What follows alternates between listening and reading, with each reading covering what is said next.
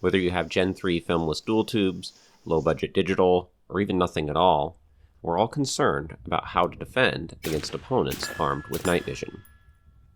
Night vision is a superpower that you can buy, and it's becoming much more common for both civilians as well as state-level actors. Potentially hostile dudes with glowing eyes who can magically see in the dark raises some interesting personal security concerns. I've been thinking about this problem a lot, so let's discuss some ideas surrounding this topic. FYI, I'm just a random dude on the internet, and this is all obviously airsoft milsim LARPing anyway. The goal here is to think outside the box and conduct an interesting thought experiment. Disclaimer. This video is hypothetical airsoft LARPing tactics for defending hot pockets and chicken tendies in the basement. Equipment in this video are airsoft. As it happens, airsoft replicas are a great way to get a lot more reps in with your nods. Any relation to real-world tactics or events is strictly coincidental. Whenever I make a night vision video, I always get comments from two camps. There's the just as good crowd, and then there's the don't be poor crowd. But for right now, let's meet in the middle. I personally have real night vision myself, but I do not have enough night vision devices to equip my entire crew in a, quote, situation. Some of my friends have nods, a few have dual tubes, a very select group has backup devices to loan out to friends in an emergency. A wider group of my circle has low-budget digital devices like the Psyonix Aurora, Sightmark Wraith, etc., and we wanted the best chance to survive. We'd really need to utilize our real night vision devices alongside of our poor tier stuff and whatever junk we have lying around. But even if your entire crew does have legit intensifier tubes, you could still make use of many of these tactics to give yourself a much-needed advantage in your next hypothetical airsoft LARPing milsim basement adventure. Use of photonic barriers. One of the main weaknesses of night vision devices involve something called a photonic barrier.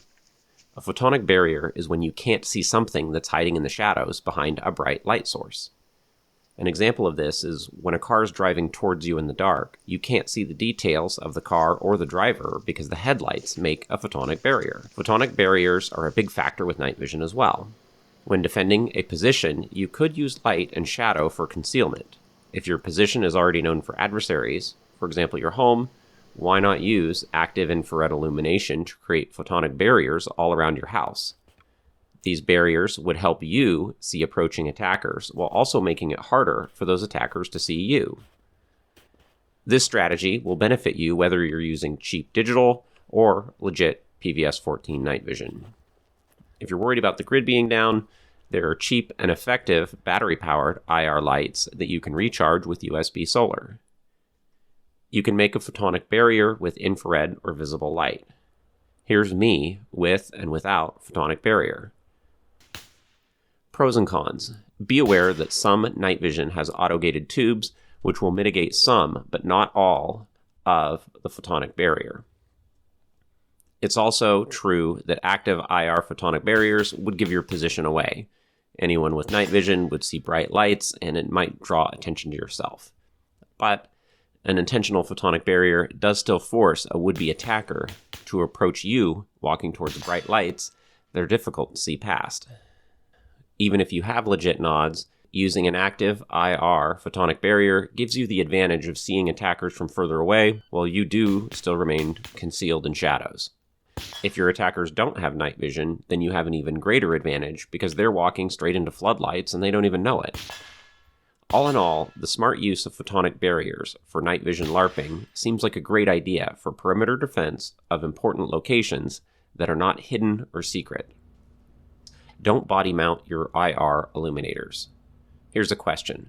What do high-end laser devices like the Mall and cheap digital night vision have in common? The answer is that both these devices put out huge IR signatures that gives opponents something to aim at. This means that in certain defensive situations, it might be smart to use off-body IR illumination. Sure, keep a laser aiming module or a LAM on your rifle, but don't use that LAM for observation. Only deploy your LAM when you're actually ready to fire. Even if you do have legit intensifier tubes, you can observe a lot more detail and see things from much further away if you do use active IR illumination. But you don't want that active IR illumination on your body or on your rifle to where potential enemies could see you continuously looking and scanning for intruders. Off-body illumination also would give you all of the above advantages of the aforementioned photonic barriers. For the digital night vision guys, off-body illumination is also a must in my opinion. The worst part of digital night vision is that the dudes who use digital have a giant IR spotlight attached to their face, and that bright, huge spotlight shines anywhere that they look. If you have real night vision, you can see the IR light from cheap digital night vision illuminators from a literal mile away.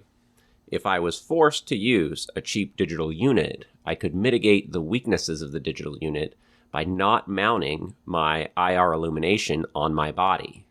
Then, I hide behind the photonic barrier of my off-body light source at a certain offset so that I can't easily be taken out by somebody simply shooting at the light.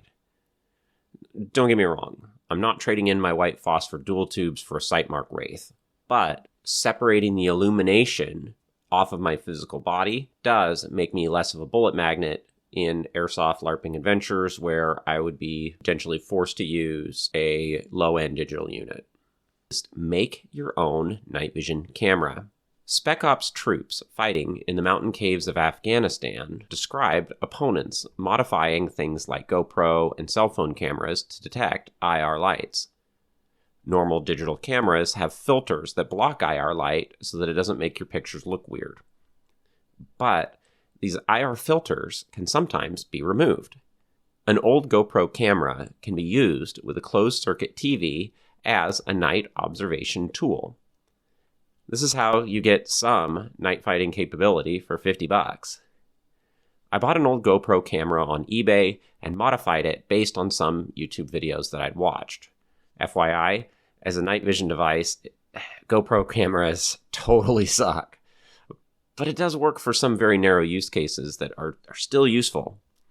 What you need to know is that military-grade night vision only works if there's a tiny amount of ambient light present. For example, night vision by itself will not work in a sealed basement or a deep cave. Additionally, if it's super dark outside, like it's stormy, there's no moon above the clouds, you're in deep woods, then even a decent PVS-14 might need active IR light to be useful. So, hypothetically, in our airsoft milsim adventure, we could exploit this weakness of intensifier tubes by creating passive IR sensors that would detect active IR light use. Then we just statically observe and wait for our enemies to use active IR light and then take them out using cheap white lights, etc. after they've exposed their positions via IR and the cheap digital camera. A modded GoPro is very limited. It sees in the dark so long as you have a strong IR light, but it can also detect other people's IR light sources. A sample use case for a digital camera modified to see IR light could be to put that camera in a hallway or a stairwell or any other type of sealed environment where you could detect if somebody else was using IR light, or you could even use it in conjunction with a strong IR spotlight. Then you'd be able to see approaching enemies that are forced to use their own active IR, or just see them with your active IR. In this way, you would get a warning that enemies using night vision were approaching. By being creative in this way, you can use poverty tier modified digital cameras, DIY and homemade night vision devices, security cameras, etc., that could potentially eliminate the advantages that an opponent using 10 grand worth of kit might have in certain scenarios. Exploiting choke points in your environment. Defending in 360 degrees is very difficult. Our human eyes, we only see in one direction at a time. So the solution to this is to use what's called a choke point. This is where would-be attackers are funneled and forced to attack from one predictable direction. If you've ever played Call of Duty, you've seen people, or you've done it yourself, you've seen people just kind of camp out in one spot, all scoped up, and just wait for the bad guys to kind of come through the doorway, come through the hallway, or this narrow space that you can control easily. Examples are bridges, boat docks, mountain passes, etc., those would all be more of your larger scale choke points. For your smaller unit tactics, man-made obstacles like stairwells, gates, doorways, all those can be choke points. Your physical environment is also going to make natural choke points in the form of cliffs, bodies of water, and natural vegetation. If we're planning ahead for some sort of attack from people with night vision, etc., we could influence these choke points with our landscaping choices, building design, fences, gates, and even other tactics that might even be simpler. The limitations of night vision make choke points even more interesting after sunset. Running around at night is more difficult than moving around in the daytime. Even with good quality dual tubes, your night vision has a limited field of view, and you also have limited focus range. This means that things up close might appear blurry, heavy brush, trees, rough terrain, all those things would be much harder to navigate quickly and quietly, even with very good night vision devices. Things that you could cross during the daytime fairly easily might be difficult obstacles at night, like walking through ivy or brush, stuff like that. Those things could trip someone wearing night vision when in the daytime they could actually pass through it fairly simply. The previous example of deploying a cheap modified GoPro set up on a staircase, that would be a perfect example of using simple technology to exploit a choke point. Combining your natural and your artificial choke points in the environment could lead to really big advantages and help make up for very limited equipment, limited defenders, and limited capability. A choke point could be as simple as where you park the cars in the driveway, how you do your landscaping, stairs, hallways, all that stuff are your great man-made choke points. Stairs are probably the perfect man-made choke point because they give you the double advantage of both the high ground and, of course, the choke point. For exterior choke points, landscaping makes a huge difference. My wife and my neighbors would be very angry with me if I surrounded my entire property in razor wire. But if I just randomly don't get around to cutting back certain blackberry bushes, then I can make attackers almost guaranteed to come at me from a certain direction that I would prefer. Trust me, 8-foot-high blackberries would be very hard to quickly and quietly get through in the daytime or nighttime, but especially at night. In World War II, the French hedgerows created huge problems for Allied troops shortly after D-Day. So if I'm in a situation where maybe I'm planning on where I might be outnumbered in an airsoft LARPing adventure, I can really make my resources go further using choke points and my property landscaping to my advantage. It sounds simple, but everything from your home design to your landscaping can greatly influence your outcome. Tape over everything. If you ever go through your house with a night vision device, you'll find that there's just dozens of tiny, useless light sources inside your home that all make it easier for a potential attacker to use night vision to see you when you're inside your house. The clock displays from your oven and microwave are enough for me to spot someone inside of a house. Smoke alarms, home stereos, TV monitors, screens, and of course your stupid smartphone all put out very useful amounts of light so that night vision attackers could tell exactly where you're at in the house while they hide in the bushes outside.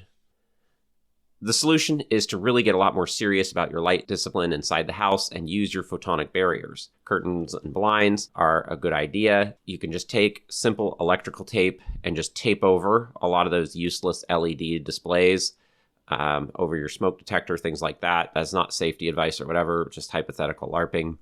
But there's no reason that your DVD player should be putting out flashing LED lights 24 hours a day. Another huge defensive asset for defending against night vision attack is going to be dogs. You'll see me walking the dog at night under night vision. You'll notice I'm wearing night vision, but the dog is not. And the dog's she's running around having a great time.